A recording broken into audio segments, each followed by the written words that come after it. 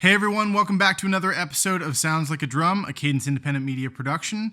Today we're going to be talking about a fun topic that kind of dovetails in from our recent discussions about tuning drums lower, and that's taking small drums and tuning them extremely low. This is something that we've seen from a lot of popular drummers. I know for sure my inspiration for this has definitely been Ash Sohn, and so this week we're going to be diving in with a 10-inch tom and a 12-inch tom tuned to sound more like a 13 and a 16.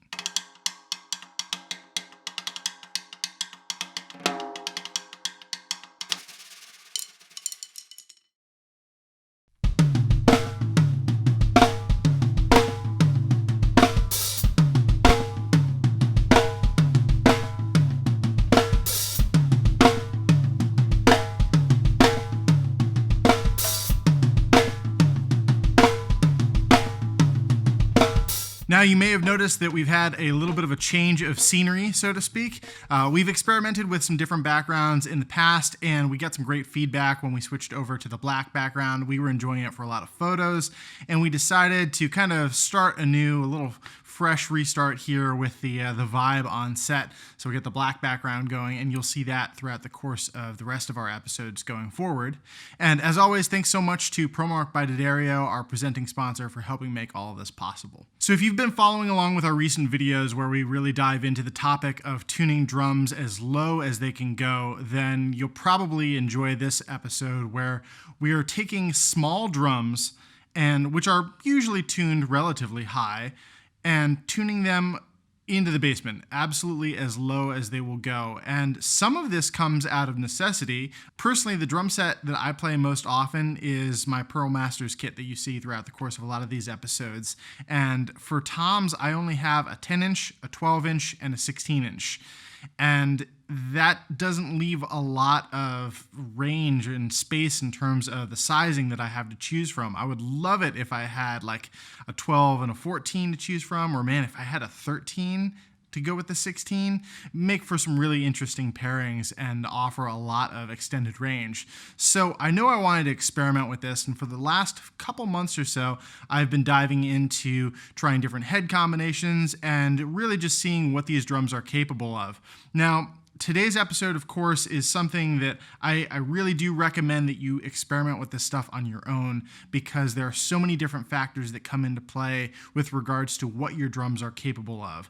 Not just the drums themselves, but of course the bearing edge cuts used on the shells, the composite of the shell, how many plies, the sizing of it, all these little factors that we tend to kind of blow over a little bit, they start to accumulate and add up to what you're going to get for your overall sound. And especially when you're tuning super, super low, they really do come out and have more of an effect. So before we dive into what I've actually done here, I want to just make sure that you get to hear these drums on their own as is right now. So I'm going to do some single hits and then play them in the course of a groove and allow you to hear them.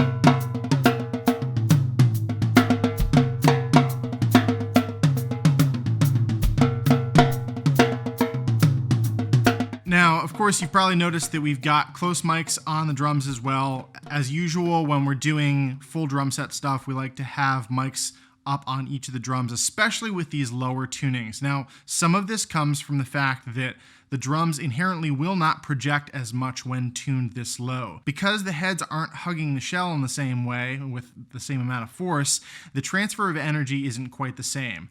Now, this is also why we're choosing to use small drums for these lower tunings, and I'll explain that a little bit more in detail in just a minute. But I did want to make it clear that we've got the close mics on here, we've got 57s on the toms, and then we actually added on a AKG C460B on the snare drum, just to get a little bit more of the detail there. We were realizing that when we've got close mics on all the drums, to not have one on the snare drum, it wasn't picking up the true character of sound that we were hearing in the room. So as I mentioned, when you've got the drums tuned really low, and we've discussed this a little bit in the past, you're not necessarily activating the shell in the same way that you would if you'd had those heads tuned up higher. Because these are shallower drums, and they're also smaller in diameter, but the big element here being the depth, you've got a transfer of energy in terms of the air being moved from the batter head to the reso head that's taking place on a little bit faster period of time.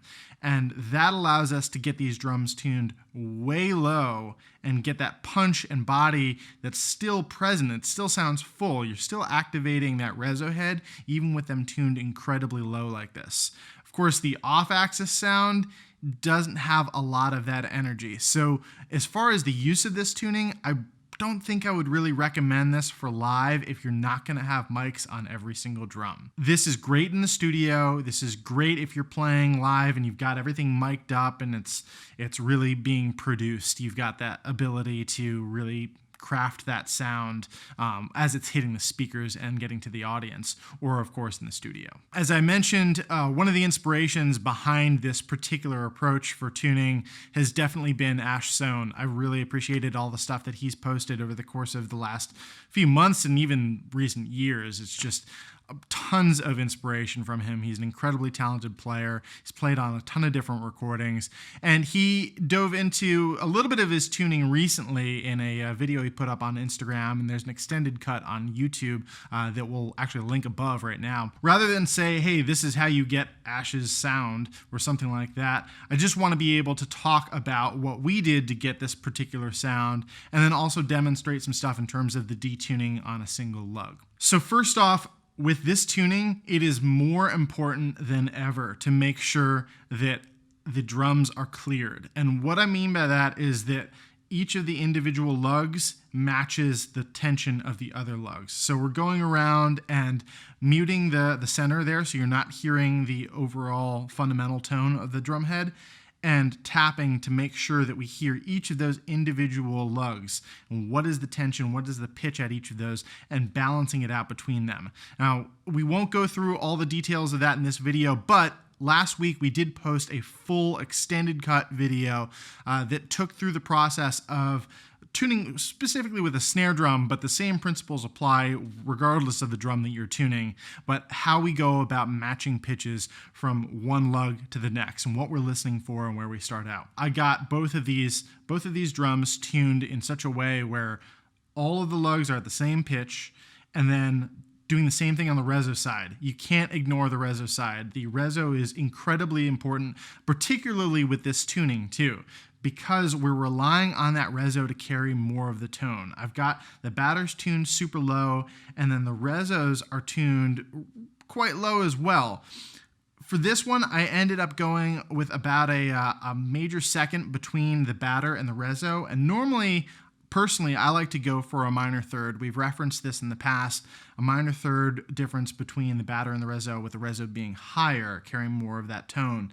And in this case, because I was trying to get the drums tuned even lower, I squashed that difference between the two. So the interval is a little bit smaller, down to a major second, and that's allowing us to get even more of that depth present here. I do want to show you a cool little trick, and that's where if you take the batter side up just a little bit higher, because right now these are just a hair above a wrinkle, like they are incredibly low. So bringing them up a little bit higher, it's going to allow us to do this fun thing with a single lug.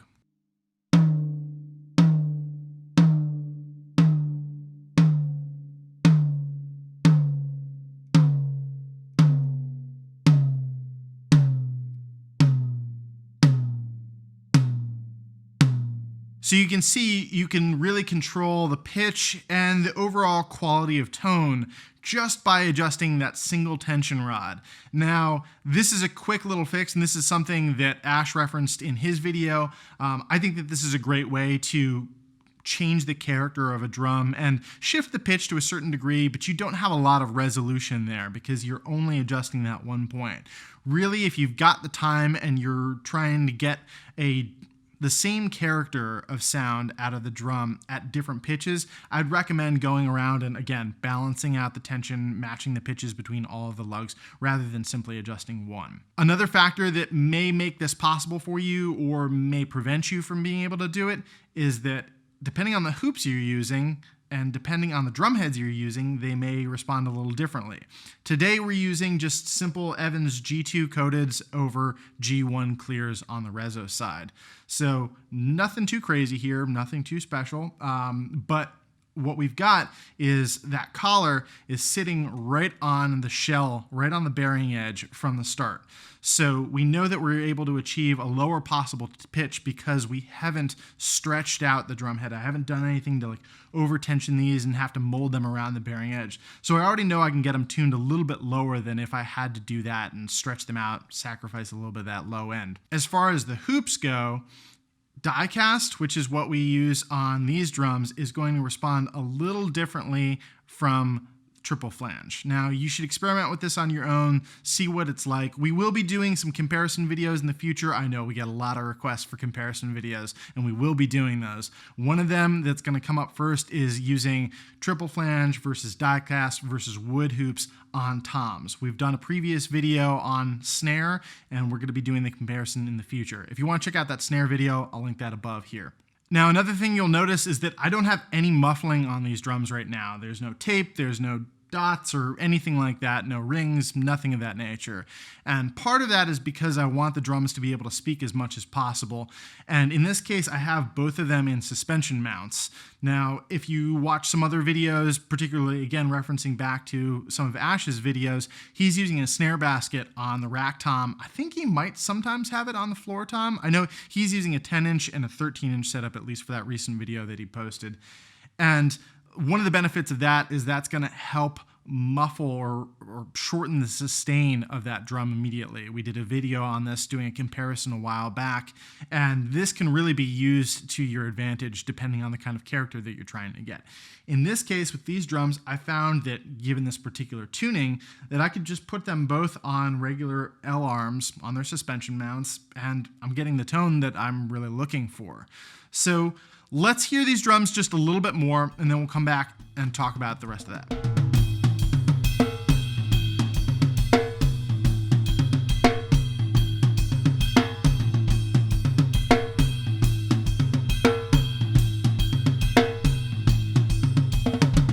Okay, so I want to make it clear that if you're looking to try this at home, and I really do recommend that you experiment with this, even if it's not necessarily the sound that you're trying to go for, you don't necessarily have to have these same drum sizes. You can do this with any drum.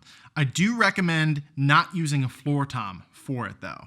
If you have a 5-piece setup, if you have access to a traditional like 2 up, 1 down kind of thing, try using those 2 rack toms as your 2 toms. Take your second rack tom, move it over to the floor tom position, and experiment with that.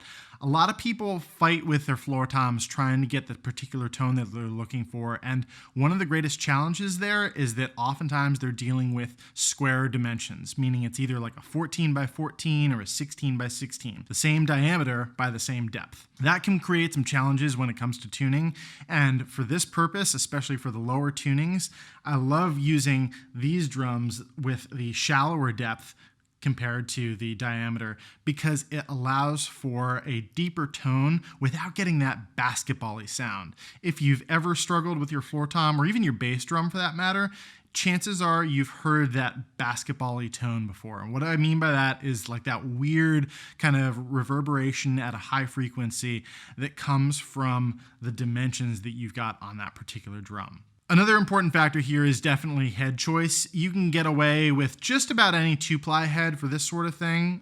I had these G2s already on the drums, and this worked out really well. I tried a couple other different head combinations, and I was getting different degrees of success in terms of the overall tone, but I found that these created a little bit more of that punch I was looking for. Less of the pitch, more of the punch.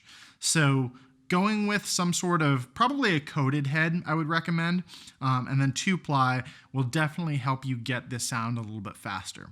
Another thing that I'd like to bring up is the fact that by using smaller drums, I've shrunk the footprint of this setup. So we've got a little snare drum. This is the soprano snare drum that you saw on some recent episodes.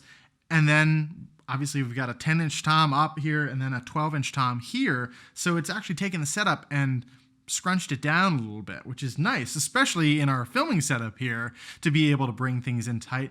But who knows when you may find yourself in a scenario where you don't have a lot of room, but you need to still be able to play with a bigger sound. As with most of our videos, I definitely recommend that you try this out on your own. This can be a great experiment and just a kind of a cool learning process to try tuning your drums in a different way if you're not used to doing this.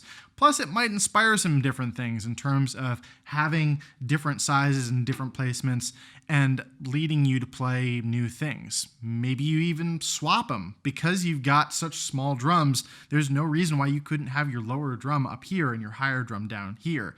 That may create some interesting playing things. Stay tuned later this week. We do have some announcements coming up that we're looking forward to sharing with you. And thanks so much to all of you who have helped us grow this channel. We are just over 28,000 subscribers strong now, and that is seriously cool. So thank you to all of you for your support. And if you enjoyed this video, please do give us a thumbs up, leave a comment below, and make sure that you're subscribed to the channel already and that you turn on notifications so that you never miss a new video from us. Thanks again to our presenting sponsor, ProMark by D'Addario. And do let us know in the comments if you have ever experimented with doing something like this, where you're using the larger of 2 rack toms as your floor tom, or if you're just trying unconventional things with regards to the size of the drums and how you're tuning them. We always love hearing about that.